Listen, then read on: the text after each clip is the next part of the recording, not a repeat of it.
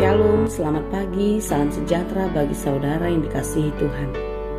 Semoga hari ini kita tetap penuh semangat dan terus berjuang di dalam kehidupan, di dalam pengharapan kepada Tuhan. Saudaraku, sebelum kita memulai aktivitas, marilah kita merenungkan firman Tuhan yang menjadi kekuatan dan penghiburan, semangat baru bagi kita. Marilah kita berdoa. Ya Bapa di surga, kami bersyukur untuk nafas kehidupan yang Tuhan berikan bagi kami untuk berjuang menjalani kehidupan yang masih Tuhan berikan bagi kami hari ini. Tuhan, kami mau melakukan segala aktivitas kami. Kiranya Tuhanlah yang bersama-sama dengan kami, Tuhanlah yang memimpin dan membimbing kami agar kami dimampukan melakukan segala pekerjaan kami seturut dengan kehendak-Mu. Ajari kami melalui firman-Mu, sehingga firman-Mu terus hidup, bertumbuh, dan berbuah di dalam kehidupan kami. Berfirmanlah Engkau ya Tuhan, sebab kami siap mendengarkan. Kasih karunia dan damai sejahtera dari Allah Bapa Tuhan kita dan dari anaknya Tuhan Yesus Kristus menyertai saudara sekalian. Amin. Firman Tuhan untuk kita pada hari ini disesuaikan dengan Almanak HKBP Jumat 20 Mei 2022, tertulis dalam kitab 2 Korintus 3 ayat 12. Demikianlah dikatakan, karena kami mempunyai pengharapan yang demikian, maka kami bertindak dengan penuh keberanian. Dalam bahasa Batak Toba, marhiras ni rohas itu tuduh hami, atong mangasahon pakirimon nasai balga. Demikianlah dikatakan. Saudaraku yang dikasihi Tuhan, banyak orang beranggapan bahwa hidup ini tidak ada sesuatu yang sederhana. Semua jalani, dilakukan dengan berbagai-bagai cara, tetapi ternyata tidaklah sesederhana yang dikatakan. Mengapa saya katakan tidak sederhana? Karena memang sangat sulit sekali kita melakukan bila sesuatu yang kita kerjakan itu tidak mendatangkan keuntungan bagi kita. Bahkan malah sebaliknya, kerugianlah yang kita dapatkan. Prinsip tabur tuai itu memang benar ada. Tetapi orang banyak sekali berpikir jika kita menabur sekarang, maka sekarang jugalah kita akan menuai. Jika kita melakukan sesuatu kebaikan kepada seseorang, maka kita akan mendapatkan balasan kebaikan daripadanya. Atau sebaliknya, kita sudah menerima kebaikan dari orang lain atau seseorang, kita katakanlah yang bernama A, maka kita merasa bertanggung jawab untuk mengembalikan atau membalas kebaikan si A tersebut. Benar, saudaraku yang dikasihi Tuhan, prinsip tabur tuai itu benar sekali. Tetapi kapan, di saat kapan, dan di mana kita untuk menuai, itu bukanlah seperti itu. Ada kalanya kita menanam di sini, tetapi ketika yang kita tanam itu bertumbuh dan berbuah, kita tidak menuainya di tempat ini. Kita katakanlah seperti buah labu. Kalau buah labu, buah semangka, dan lain sebagainya buah-buahan yang tumbuh dengan menjalar, kita tidak akan menuai buahnya di tempat kita menanam. Tetapi kita harus berjalan beberapa langkah untuk mendapatkan buah yang kita harapkan. Tetapi sebaliknya juga, ada juga kalau kita menanam sesuatu di tanah atau di tempat yang satu, maka kita akan menuainya di situ. Banyak ya tanaman yang seperti itu. Kita katakanlah bawang, cabai, atau tumbuh-tumbuhan yang tidak menjalar. Benar sekali. Saudaraku yang dikasihi Tuhan, firman Tuhan pada hari ini, bagaimana Paulus mengatakan keberaniannya untuk melakukan kebaikan, untuk menanam bibit kebaikan di dalam kehidupannya yang berguna untuk banyak orang.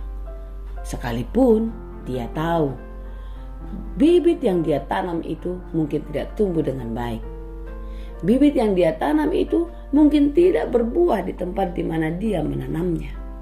Tetapi sekalipun demikian, tidak menghambat dia untuk menanam kebaikan, untuk menanam bibit-bibit yang terbaik di dalam kehidupannya. Saudaraku yang dikasihi Tuhan, renungan kita pada hari ini, karena kami mempunyai pengharapan yang demikian, maka kami bertindak dengan penuh keberanian. Paulus punya pengharapan bahwasanya apa yang dia lakukan itu pasti akan berhasil dan berbuah dengan baik, karena Paulus percaya seutuhnya penyertaan dan kasih Tuhan tidak pernah meninggalkannya.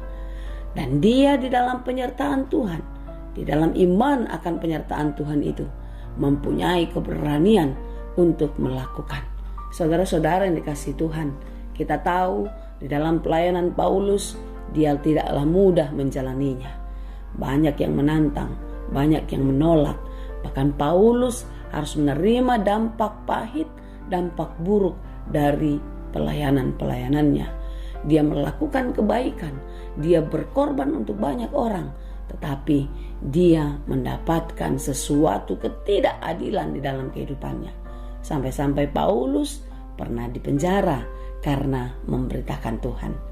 Saudara-saudara yang dikasihi Tuhan, tetapi sekalipun demikian, segala kesusahan, segala kepahitan yang terjadi di dalam kehidupannya, atau bahkan ancaman-ancaman, tidak membuat Paulus mundur, tidak membuat Paulus berhenti melakukan yang dikehendaki oleh Tuhan.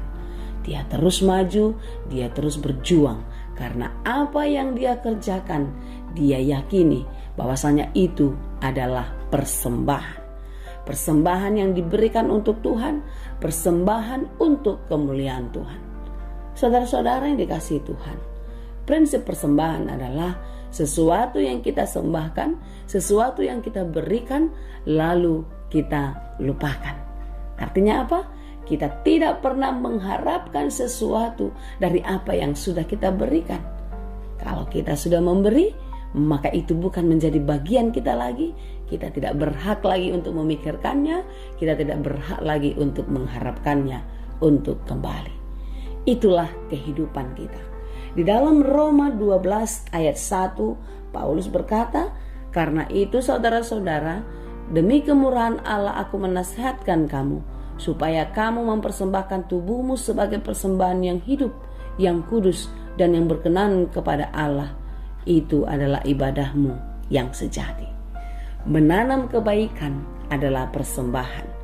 Berarti jika Paulus mengatakan tubuhmu, hidupmu adalah persembahan yang terbaik, maka kita tidak boleh berhenti melakukan kebaikan.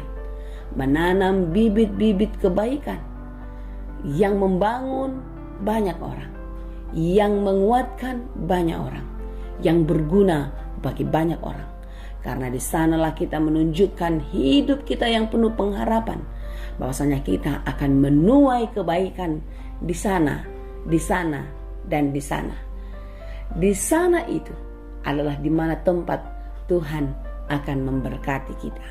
Percayalah saudaraku, apa yang kita kerjakan di dalam kehidupan ini, jika kita mengerjakannya dengan hati yang tulus, dengan hati yang murni, itu tidak akan pernah sia-sia. Karena itu lakukanlah di dalam pengharapanmu kepada Tuhan, bahwasanya satu waktu engkau akan menuai kebaikan, dan kebaikan yang datangnya dari Tuhan. Dan itu adalah satu anugerah berkat yang luar biasa di dalam kehidupan kita. Tetap penuh semangat ya di dalam melakukan kebaikan di dalam hidup. Jangan pernah berhenti dan teruslah berpengharapan kepada Tuhan. Berani melakukan kebaikan, berani memberikan persembahan yang terbaik untuk Tuhan. Tuhan Yesus memberkati. Amin. Terima kasih Tuhan untuk firman-Mu hari ini. Tuhan, kami diajar untuk terus berpengharapan kepada Tuhan. Sekalipun kami tahu, kami ditolak, kami ditantang untuk melakukan kebaikan di dunia ini.